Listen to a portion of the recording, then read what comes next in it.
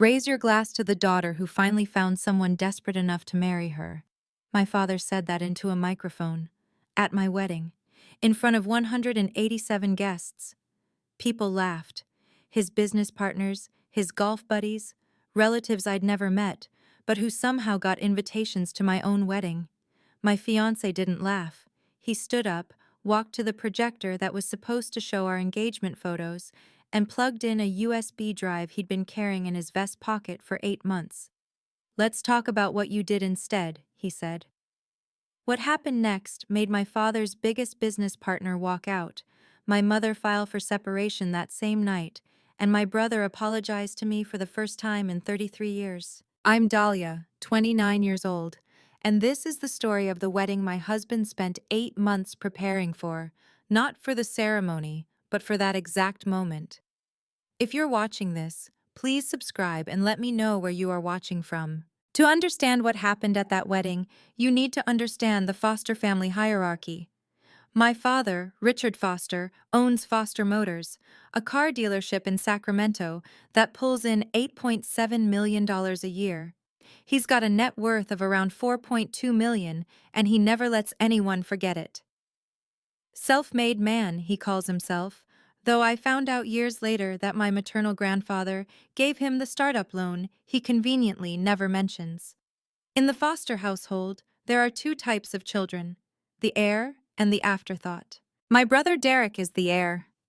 4 years older, groomed from birth to take over the dealership. Private school education, $68,000 a year, paid in full by Dad. Business degree from a mid-tier university, graduated with a C average, and still got a corner office at Foster Motors before his diploma was framed. Then there's me, the daughter, the one who was expected to marry well and stop asking questions. I graduated summa cum laude from UC Berkeley, top of my class, dean's list every semester. My father didn't come to my graduation. He said he had an important meeting. I found out later, through a Facebook post my aunt accidentally liked, that he was playing golf at his country club that same afternoon.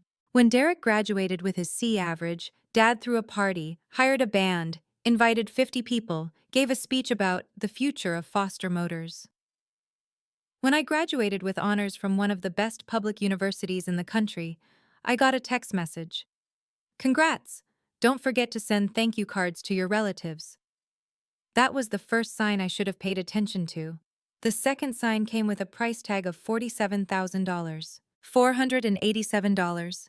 That's how much I pay every month for my student loans. Have been paying since I was 22.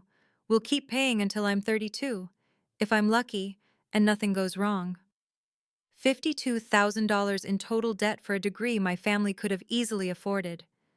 Here's what never made sense to me. My grandparents, my mother's parents, passed away in 2012, the year before I started college. They weren't wealthy, but they were careful. They saved. And according to my Aunt Helen, my mother's younger sister, they left me $47,000 specifically for my education. "Your grandparents wanted to make sure you could go to any school you wanted," Aunt Helen told me once, when I was 19 and drowning in loan applications. "They set up a fund just for you." When I asked my father about it, he barely looked up from his newspaper. "That money wasn't enough," he said. "I had to use it for other family expenses, you understand." I didn't understand. But I was 18, and I'd been trained my whole life not to question him. So I nodded, signed the loan papers, and spent the next decade wondering why I was the only foster child who had to pay for her own education. I never saw the will. I never asked for documentation. I never pushed. Because in the foster family, you don't question Richard. You don't ask for receipts. You accept what he tells you, and you're grateful for it. It wasn't until 8 years later, 3 months before my wedding, that I finally learned the truth about where that $47,000 actually went. But I'm getting ahead of myself. The money was one thing. The words were another. My father had a way of cutting you down so casually that you almost didn't notice you were bleeding. He'd say things at family dinners, at holidays, in front of guests. Things that sounded like jokes but felt like knives.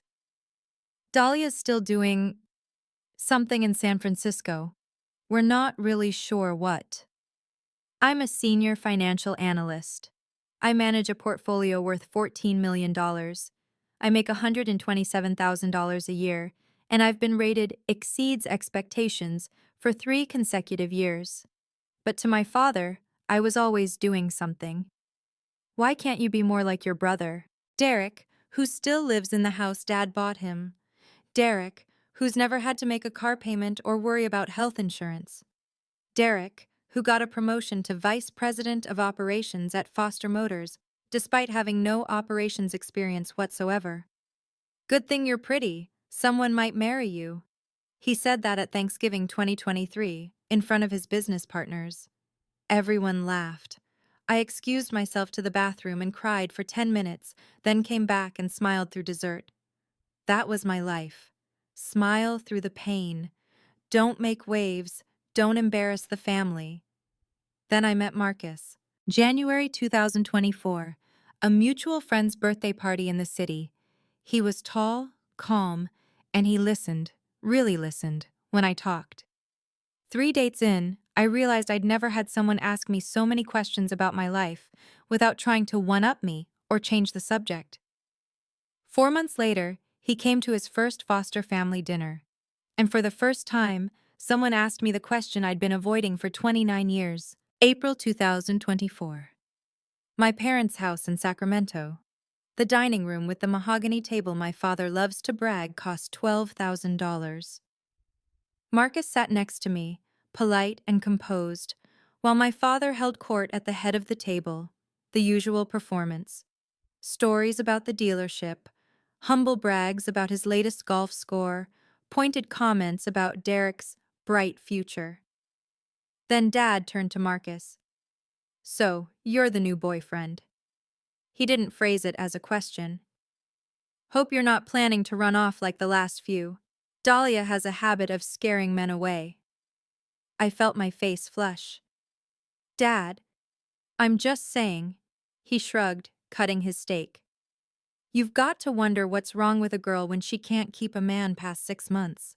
Marcus said nothing.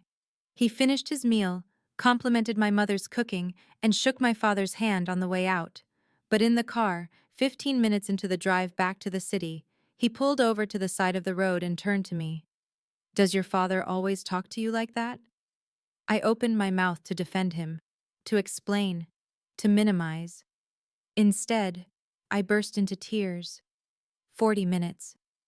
That's how long I cried in that car, parked on the shoulder of I-80, while Marcus held my hand and didn't say a word. When I finally stopped, he asked me one more question. Do you know that what he says to you isn't normal? I didn't have an answer. But that night, after he dropped me off, Marcus started keeping notes. Dates, quotes, witnesses. He didn't tell me. He just started building a file. I wouldn't find out about it until 4 months later. Marcus proposed in May 2024. A quiet evening at our favorite restaurant in Sausalito, overlooking the bay. No flash mob, no skywriting, no viral video. Just him, me, and a simple question. I said yes before he finished asking. The next morning, I called my parents to share the news. My mother cried happy tears. My father had a different reaction. I'll handle the wedding, he announced. I'll take care of everything. Consider it my gift. It sounded generous. It wasn't. I wanted a small ceremony.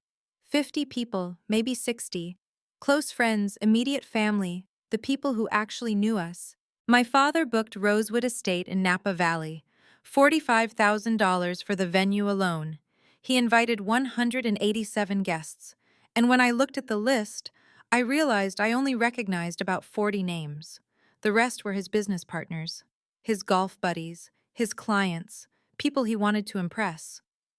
This is my daughter's wedding, he told anyone who would listen. I'm sparing no expense. Every time I tried to make a decision, the menu, the music, the seating chart, he overruled me. I'm paying $45,000 for this venue. I think I get a say. He said that exact sentence at least a dozen times over the next 3 months. $45,000. As if that number gave him ownership over my wedding day, over me. I wanted to push back. I wanted to say no, but 29 years of conditioning had taught me that fighting Richard Foster wasn't worth the cost. So I let him plan my wedding. I let him invite his people. I let him control everything. I didn't know that Marcus was planning something else entirely. June 2024, 3 months before the wedding. My Aunt Helen called Marcus with a favor. She was selling my grandparents' old house, the one they'd left her in the will, and needed help with some of the legal paperwork. Marcus specialized in family law and estate matters, so she figured he could point her in the right direction. He agreed to look over the documents. That's when he found it. Buried in a folder of old bank statements and tax records, there was a statement from August 2013. An account in my name, the education fund my grandparents had set up before they died. $47,000. Withdrawn in full on August 15, 2013. Transferred to a personal checking account belonging to Richard M. Foster. Marcus called Aunt Helen immediately. "Did you know about this?" She was quiet for a long moment, then she said, "I always wondered why Dahlia had to take out loans. Your grandparents left her enough to cover everything. Why didn't you say anything?" "Richard told me to stay out of it. He said it was family business and I should mind my own." Her voice tightened. "I was afraid of him. We all were." Marcus made a copy of the bank statement. Then he made another copy and locked it in his office safe. He didn't tell me. Not yet. He said later that he wanted to be sure, wanted to have more than just one piece of paper before he brought it to me. But that night, he started digging deeper.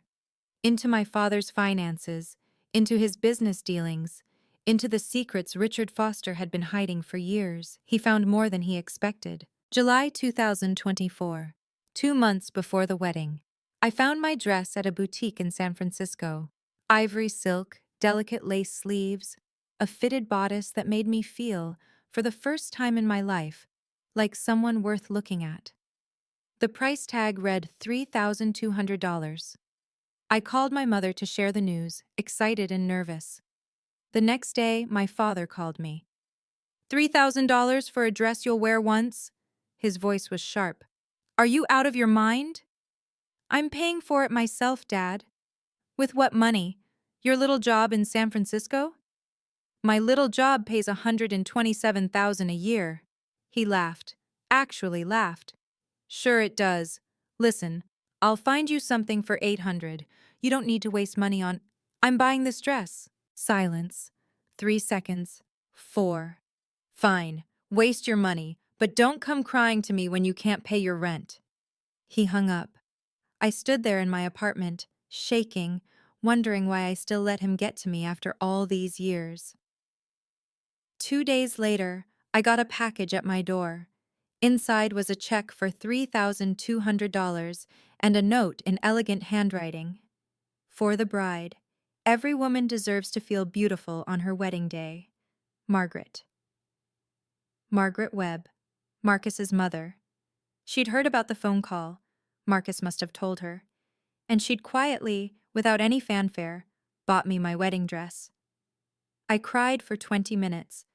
Not because of the money, because it was the first time someone in a parental role had given me something without making me feel like I owed them for it. The same month Marcus found the bank statements, he found something else. He'd been researching my father's business dealings, looking for patterns, inconsistencies, anything that might explain where $47,000 had really gone. What he found instead was a name. Vanessa Cole. She'd worked as an accountant at Foster Motors from 2013 to 2018. She'd divorced her husband in 2019 after 12 years of marriage. And according to the court records Marcus pulled, the reason for the divorce was listed as infidelity, spouse's affair with employer. Marcus reached out to her through a mutual professional contact. He explained who he was, who I was, and why he was asking questions. She agreed to meet him at a coffee shop in Folsom. 6 years, she told him, stirring her latte with a trembling hand.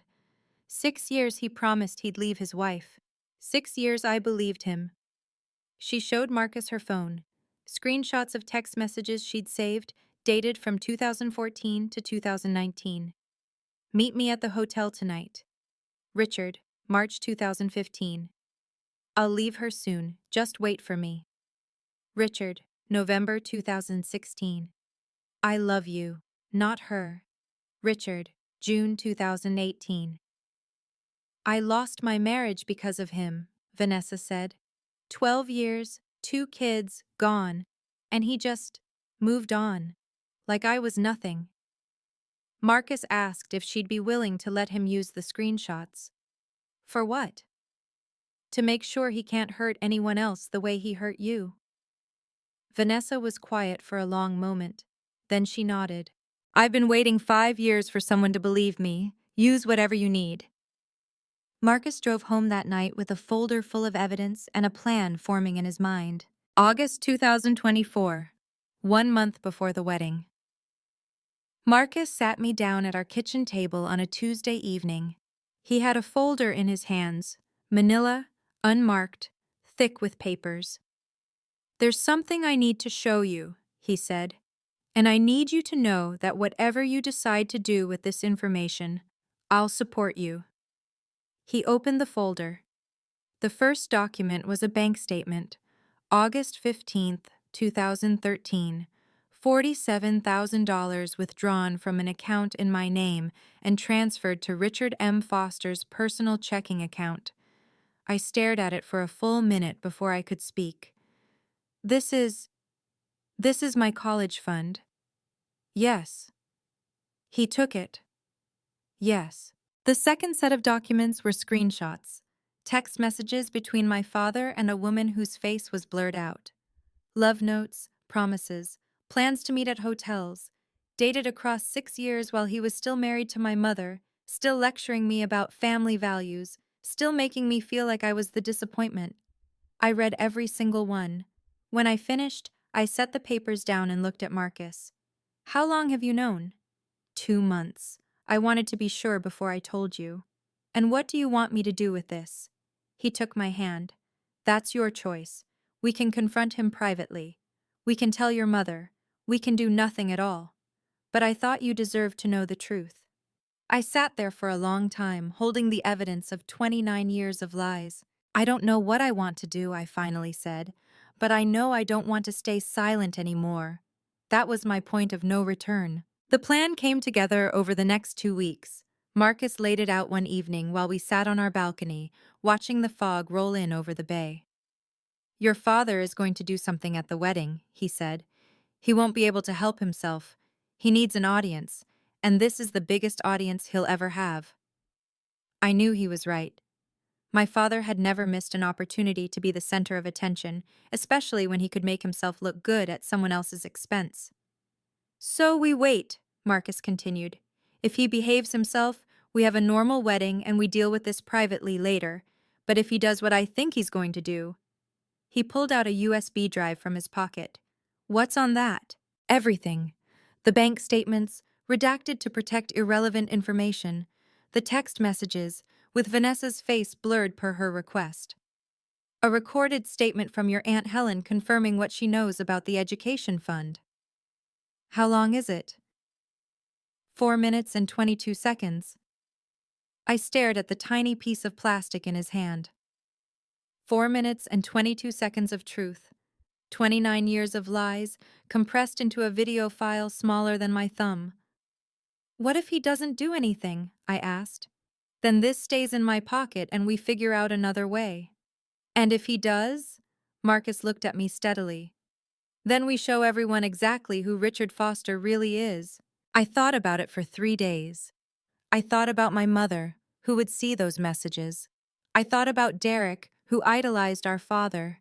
I thought about the guests, the business partners, the carefully constructed image my father had spent decades building.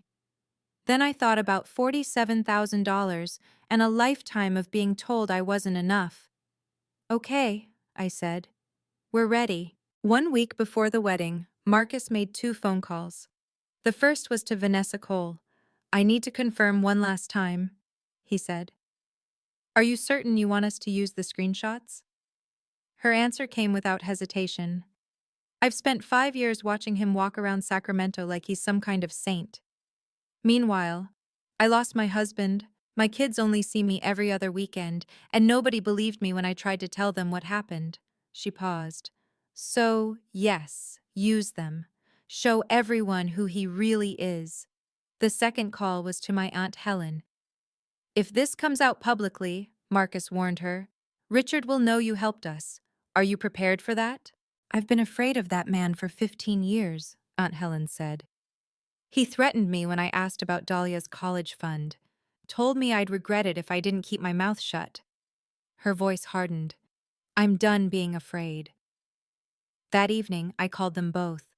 I'd never met Vanessa before, but I thanked her for her courage, for her willingness to relive something painful so that I could finally know the truth. Your father took something from both of us, she said. At least now we can take something back. Aunt Helen was easier. She'd always loved me, always tried to protect me in small ways when my father wasn't looking. Your grandparents would be so proud of you, she told me. They always knew you were special. I hung up the phone and sat in the quiet of my apartment, feeling something I hadn't felt in years. I wasn't alone anymore. For the first time in my life, I had people willing to stand with me against the man who had spent decades making me feel worthless. The wedding was in 7 days. Saturday, September 14th, 2024. I woke up at 6 in the morning in a suite at Rosewood Estate, Napa Valley. The sun was just starting to rise over the vineyards, painting everything in shades of gold and amber. In my overnight bag, tucked beneath my makeup kit, was a folder containing copies of every piece of evidence Marcus had gathered, just in case. The USB drive was in Marcus's vest pocket. It had been there since we'd arrived the night before. My mother came to help me get ready at 8. She'd aged in the past few months, more gray in her hair, more lines around her eyes, but she smiled when she saw me in my dress. You look beautiful, she said, adjusting my veil. Absolutely beautiful. It was the first time she'd said those words to me without my father in the room to contradict her. Outside, I could hear the sounds of setup, chairs being arranged, flowers being placed. My father's voice, loud and commanding, directing the staff like he was running a military operation. Make sure the projector's working for the slideshow, I heard him say. I want everything perfect. The projector, the one Marcus had requested for our engagement photos, the one my father had approved without a second thought because it gave him another opportunity to show off. By noon, guests had started arriving. I watched from my window as cars pulled up the long driveway, business suits and summer dresses, people I knew, people I didn't. 187 guests, 40 that I recognized. The rest were here for Richard Foster's show. They just didn't know yet that the show was about to change. 5 o'clock. The ceremony began. I stood at the entrance of the garden, my arm linked through my father's, waiting for the music to start.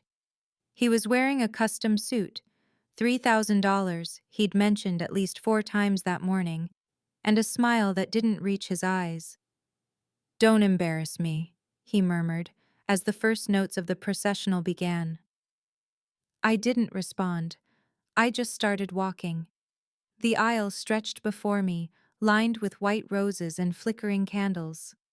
187 faces turned to watch, but I only saw one.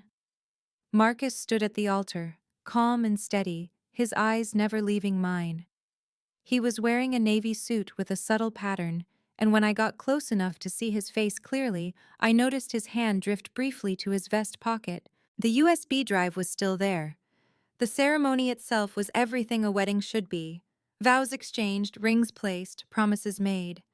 When the officiant said, "You may kiss the bride," Marcus pulled me close and whispered in my ear, "Whatever happens next, I love you."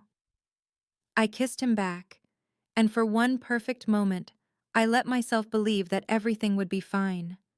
The guests applauded. My mother dabbed at her eyes. Even Derek, standing stiffly in his groomsman's suit, managed a genuine smile. My father clapped the loudest, already positioning himself near the microphone that had been set up for the reception toasts. As we walked back down the aisle as husband and wife, I felt Marcus's hand tighten around mine. "He's going to do it," Marcus said quietly.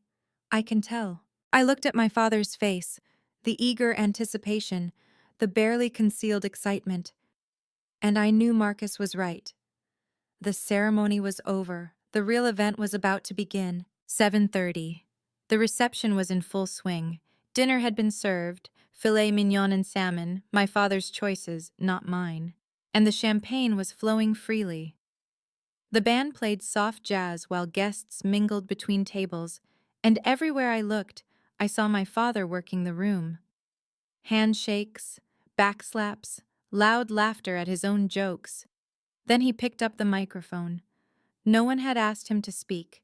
No one had introduced him. He simply walked to the front of the room, tapped the mic twice, and waited for silence. "I'd like to say a few words about my daughter." My stomach dropped.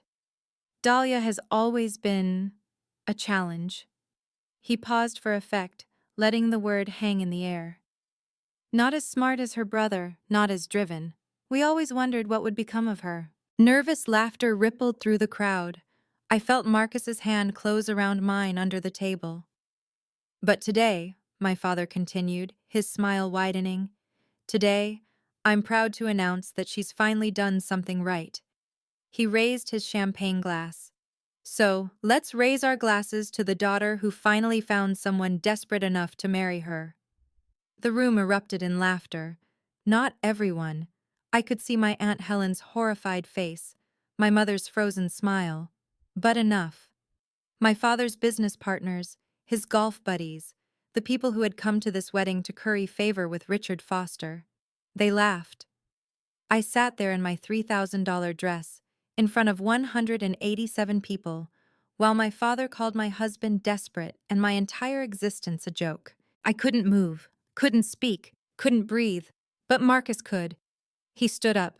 Marcus didn't yell. He didn't slam his fist on the table or make a scene. He simply rose from his chair, straightened his jacket, and walked toward the projector setup at the side of the room. My father watched him with an amused expression. "Oh, the groom wants to respond?" He chuckled into the microphone. "By all means, go ahead. This should be good." Marcus didn't take the bait. He pulled the USB drive from his vest pocket, the same pocket he'd touched during our ceremony, and plugged it into the laptop connected to the projector. "Thank you, Richard," he said, his voice calm and clear. "I do want to say a few words." The screen behind him flickered to life. "But instead of talking about how desperate I am to marry your daughter," he paused, letting the word hang in the air the same way my father had. "I think we should talk about what you've done." My father's smile faltered. "What are you—" "Please." Marcus held up a hand. "Let me finish. You've had your turn." He clicked a button on the laptop.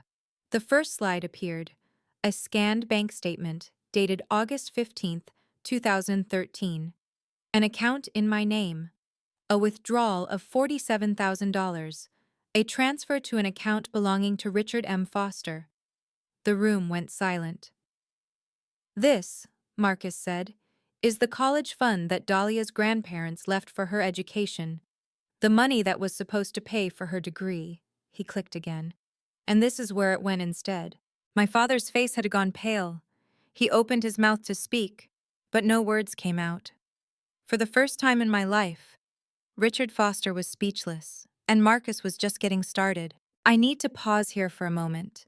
If you're watching this and you've ever been humiliated by someone in your own family, in front of people who should have defended you, I want you to know that I understand. That feeling of being frozen, unable to speak, unable to fight back. I know it too well. You're not alone. Drop a comment below and tell me where you're watching from. And if you want to know what happened next, what was on the rest of that video, hit that subscribe button and like this video. We're just getting to the good part. Let's continue. The screen displayed the bank statement in crisp detail. Account number partially redacted, but the name was clear. Dahlia Foster Education Fund. The amount? $47,000. The destination? Richard M. Foster. Personal checking. Marcus let it sit there for 10 seconds while the room processed what they were seeing. Then Aunt Helen's voice filled the room, a recording clear and steady. My parents left $47,000 for Dahlia's college education. Richard told her the money was gone, that it wasn't enough. But I found the records. He transferred every penny into his own account. My father lunged toward the laptop. Turn that off! This is slander! It's a bank statement, Richard. Marcus didn't move. Bank statements aren't slander, they're facts. I'll sue you! You'll what? Sue me for showing people a document with your name on it? The whispers had started. I could hear them rippling through the crowd like wind through dry leaves. People pulling out phones, people leaning toward each other with wide eyes. Thomas Brennan, my father's biggest business partner, a man who'd been coming to our house for Christmas dinner for 15 years, was staring at the screen with his jaw clenched. That money, Marcus continued, was supposed to pay for Dahlia's education. Instead, she spent the last decade paying off $52,000 in student loans, $487 a month, while her father drove a Mercedes and took golf trips to Scottsdale. My father's face had gone from pale to red. This is a private family matter. You made it public when you picked up that microphone. Marcus clicked to the next slide. But we're not done yet. The next slide was a series of text messages. The sender's name was visible, Richard Foster. The recipient's information was blurred, but the content was unmistakable. Meet me at the hotel tonight. March 2015. I'll leave her soon. Just wait for me. November 2016. I love you, not her. June 2018. The gasps were audible now. Someone dropped a champagne glass. It shattered against the floor, but no one moved to clean it up. Marcus's voice remained steady. These messages spanned 6 years, from 2014 to 2019. The woman in these conversations has confirmed their authenticity and has provided a sworn statement. He clicked again. More messages appeared, more promises, more lies. I can't live without you. She means nothing to me. Just a little longer. I'll leave her. I looked at my mother. She was standing now, one hand pressed against her mouth, the other gripping the back of her chair. 32 years of marriage. 32 years of believing she knew the man she'd built a life with. And now she was watching that belief crumble in front of nearly 200 people. This is fabricated, my father's voice cracked. I'll have you arrested for what? Marcus cut him off. Showing text messages that you sent? Messages with timestamps and phone records that can be verified? The final slide appeared, a simple statement. All documents have been notarized and copies are held by legal counsel. My father stood frozen, the microphone still in his hand, his empire of lies collapsing around him in real time.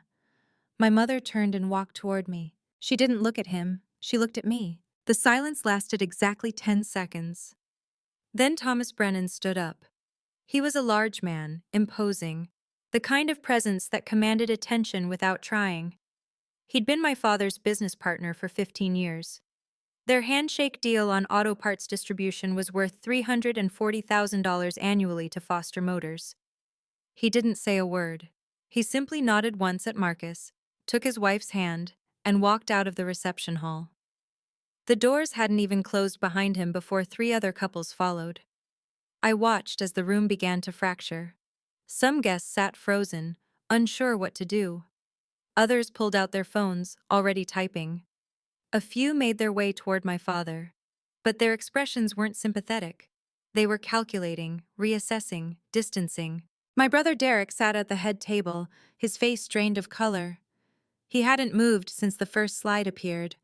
I'd spent my whole life watching him receive everything I was denied, and now he was watching our father's carefully constructed world fall apart. He didn't defend Dad. He didn't say anything at all. My mother reached me and wrapped her arms around my shoulders. She was trembling. 32 years, she whispered. 32 years I trusted him. I held her while she cried, right there in the middle of my wedding reception, surrounded by the wreckage of my father's reputation. When I finally looked up, I counted the empty seats. 8 people had left with Thomas Brennan. More were gathering their things. The laughter from 10 minutes ago had been replaced by the shuffle of feet and the murmur of shocked voices. My father stood alone at the front of the room, still holding the microphone, with no one left to perform for. Marcus walked over to my father and held out his hand. For a moment, I thought he was offering a handshake, some kind of twisted olive branch, but then I realized he was reaching for the microphone. My father handed it over without resistance. He looked like a man who'd just been told his house was on fire and couldn't find the exit. Marcus turned to face the room. "I want to be clear about something," he said, his voice carrying easily in the stunned silence. "I'm not desperate. I'm not settling. I'm the luckiest person in this room." He looked at me, and despite everything, the chaos, the tears, the shattered illusions, I felt something warm spread through my chest. "Dahlia is brilliant. She's kind. She's stronger than anyone I've ever met." He turned back to the crowd. "And she's spent 29 years being told she wasn't good enough by a man who stole from her and lied to everyone who trusted him." Then he addressed my father directly. "You had 29 years to be her father. You used that time to take her money and break her down. Today is the last day you get to humiliate her." My father opened his mouth, but Marcus wasn't finished. "To everyone else," he gestured at the remaining guests, "I apologize for the disruption. If you'd like to stay and celebrate with us, you're welcome. If you'd rather leave, we understand completely." He set the microphone down on the nearest table. "Either way, dinner is paid for." A few people actually laughed. Genuine, relieved laughter. The tension in the room shifted. Some guests headed for the exits. Others settled back into their seats. I counted later. 120 people stayed, 67 left, and my father was already walking toward the door. My father paused at the exit. I think he was waiting for someone to stop him, for my mother to call out, or Derek to stand up, or one of his business partners to clap him on the shoulder and tell him this was all a misunderstanding. No one moved. He turned back, scanning the room one last time. His eyes found mine. For a moment, just a moment, I saw something flicker across his face. Not remorse, exactly. More like confusion. Like he genuinely couldn't understand how his carefully orchestrated performance had gone so wrong. Then his expression hardened. "You'll regret this," he said. Not shouting, but loud enough for the nearby tables to hear. "All of you." He threw the main door open and walked out into the September evening. The sound of his footsteps on the gravel driveway faded into silence. I watched his silhouette disappear around the corner of the building, and I waited for the guilt to hit. The second-guessing, the voice in my head that had spent 29 years telling me to keep the peace, don't make waves, don't embarrass the family. It didn't come. Instead, I felt something I hadn't experienced in years. I could breathe. Marcus appeared at my side, his hand finding mine. "Are you okay?" I considered the question. My father had just been publicly humiliated. My mother was crying. My wedding reception had turned into a crime scene of sorts. Half the guests had fled, and yet, "I think so," I said slowly. "For the first time in 29 years, I think I actually am." He squeezed my hand. "Then let's go cut our cake." And we did. The band started playing again at 8:15. It took a few minutes for the atmosphere to shift, but slowly, tentatively, people began to relax. Conversations resumed. Glasses were refilled. Someone even made a joke about never having been to a wedding quite like this one. My college friends found me first. "We always knew something was off with your dad," my roommate Sarah said, pulling me into a hug. "The way you'd flinch whenever he called during finals week." "You never said anything?" "You weren't ready to hear it." She squeezed me tighter. "But we're here now." Aunt Helen approached next, her eyes red but her smile genuine. "Your grandparents would be so proud of you," she said. taking both my hands in hers. They always knew you were special. They just never got to see you prove it. Marcus's mother, Margaret, kissed me on both cheeks. Welcome to the family, sweetheart, officially. She glanced toward the door where my father had disappeared. And for what it's worth, I think you handled that with remarkable grace. We cut the cake, a 3-tiered vanilla creation that my father had insisted on, though I would have preferred chocolate. We had our first dance to a song Marcus and I had chosen together, one of the few decisions my father hadn't overruled. The photographer, to her credit, kept shooting. She told me later that some of her best work came from that night. Candid shots of genuine emotion instead of posed smiles. By 11:30, the last guests had said their goodbyes. The caterers were packing up. The fairy lights strung through the garden twinkled in the darkness. I was exhausted, emotionally drained, and somehow, impossibly, happy. My wedding day had been a disaster. It had also been the first day of my real life. If you've made it this far, thank you for staying with me. The wedding was just the beginning. What happened in the weeks and months after, that's where things really started to change. But before I continue, I want to hear from you. What do you think my father deserved? Drop your answer in the comments below, and if you haven't already, hit that subscribe button. We still have a lot of story left to tell. Now, let's talk about the aftermath. 11:45 that night. Marcus and I were finally alone in our hotel suite. My phone sat on the nightstand, screen facing down. I'd turned off notifications hours ago, but I could still see the light blinking through the edges. How many? Marcus asked. I flipped it over. 14 missed calls from my father. 3 voicemails. Are you going to listen to them? I pressed play on the first one. My father's voice filled the room, sharp with fury. You ungrateful little, how dare you humiliate me in front of, I'll make you pay for this, do you hear me? I deleted it without listening to the rest. Deleted all 3. There was a text from my mother. I'm staying at Helen's tonight. I need time to think. And one from Derek. Why didn't you tell me first? I stared at that message for a long time. 29 years of watching him get everything I was denied. And his first response was to ask why I hadn't warned him.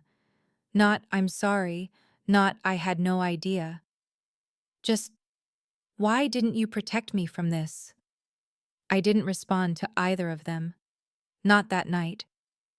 Marcus took the phone from my hands and set it back on the nightstand. You don't have to answer anyone tonight, he said. This is our wedding night. Everyone else can wait. For the first time in my life, I turned off my phone without feeling guilty about it. No one was going to make me feel bad for taking one night, just one, to be happy. The fallout could wait until morning. The first domino fell on Tuesday. Thomas Brennan called Foster Motors and requested a meeting with my father. According to Derek, who texted me the details despite my silence, the conversation lasted exactly 7 minutes. 15 years of partnership, $340,000 in annual revenue, gone. He said he couldn't do business with someone he couldn't trust, Derek reported. Dad tried to explain, but Thomas wouldn't even let him finish.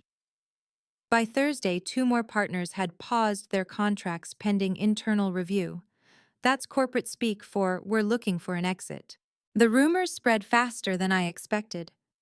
Sacramento's business community wasn't that large, and my father had spent decades building relationships on the foundation of his reputation as a family man, a self-made success, an honest dealer. That foundation was crumbling. I heard through Aunt Helen that people were talking at the country club, at the Rotary meetings, at the charity galas my father loved to attend. Richard Foster's daughter exposed him at her own wedding, stole her college fund, had an affair for 6 years. His wife left him that same night. That last part was true. My mother had moved into Aunt Helen's guest room on September 14th, and by the following weekend, she'd hired a lawyer. Derek called me on Friday. I didn't know about the money, he said. His voice was different, smaller somehow. I swear, Dahlia, I didn't know he took your college fund. But you knew he treated me differently. Silence. Yeah, he finally admitted. I knew that. It wasn't an apology, not yet, but it was the first honest thing my brother had said to me in years. October 2024. My mother met with a divorce attorney, a colleague Marcus recommended from his firm.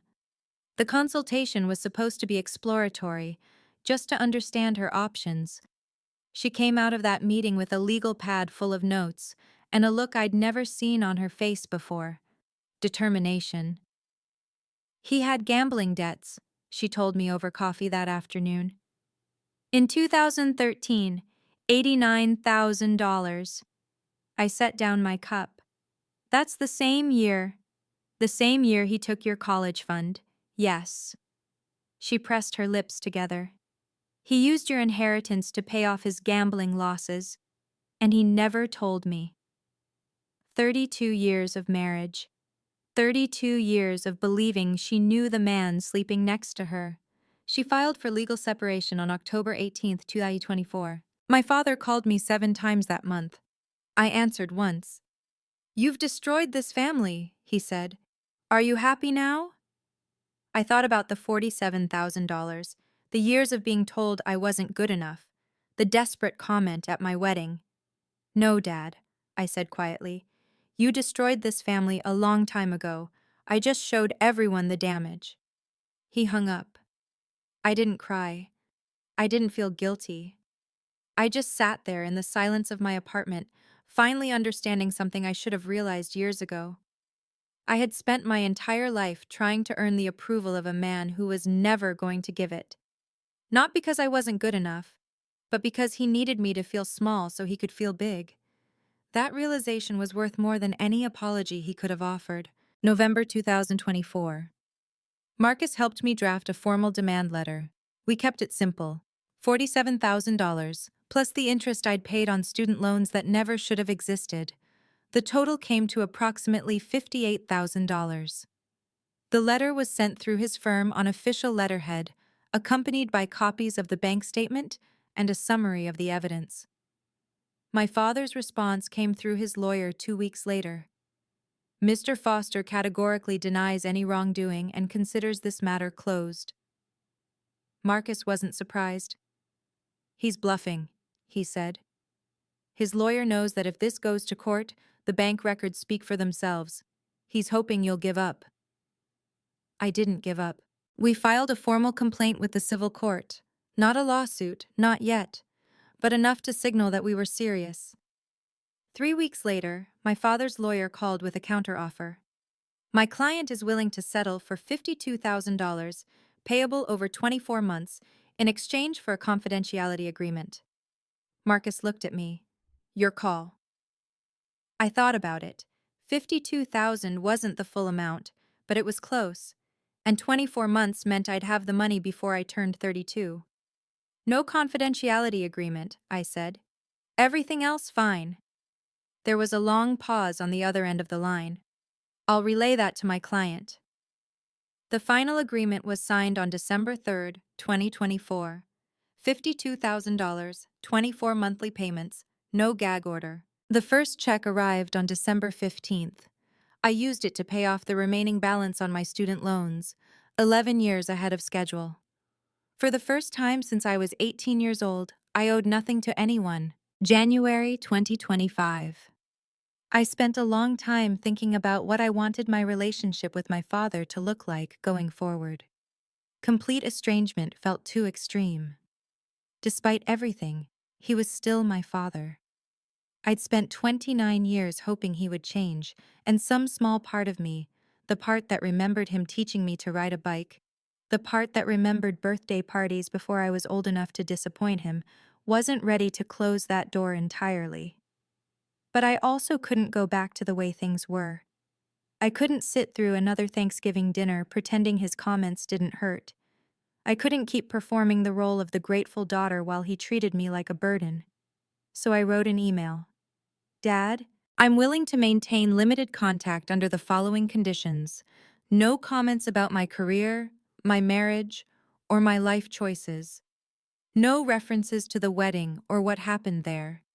Any meetings must include Marcus or Mom as a witness. If you violate any of these terms, I will end contact completely. This is not a negotiation. Dahlia. I sent it on a Tuesday morning and didn't expect a response. 2 weeks later, a reply appeared in my inbox. One word. Fine. No apology. No acknowledgement of what he'd done. Just fine. It was enough. I didn't expect him to change. I didn't expect him to suddenly become the father I'd always wanted. But I'd finally stopped waiting for that transformation. I'd spent 29 years trying to earn his approval. Now I was giving myself permission to stop. That email wasn't about fixing our relationship. It was about protecting myself. And for the first time in my life, I'd chosen myself. March 2025. My mother's divorce was finalized on the 15th.